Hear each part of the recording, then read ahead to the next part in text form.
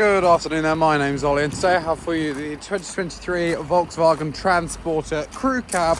This one is in a lovely grey and it comes with 21,000 miles on the clock. This is a short wheelbase model, and as you can see as you're walking around, unlike other transporters with barn doors, this one does indeed have a tailgate. And if I just open up the passenger door, I can show you that at the front we've got two seats here, both equipped with armrests for a bit of extra comfort. And if we just open the back here, we do indeed have three more bench seats. As you'll notice, there is no bulkhead going into the cargo space, which does have its benefits, such as you're able to use a rear view mirror. And also you can be a bit more flexible with where you store things. As you can see, it is a rather large and generous size in the back as well. It does of course come with cargo rings to tie down any load you may be carrying as well. Now if I just hop into the driver's seat, I can show you a couple of the conveniences as well that come inside of this lovely Volkswagen.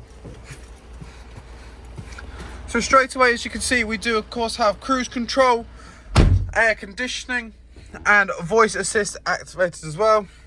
If we just go through, we of course will have our range, average consumption, oil temperature warnings, speed, average speed, distance covered, driving time, and of course our blue.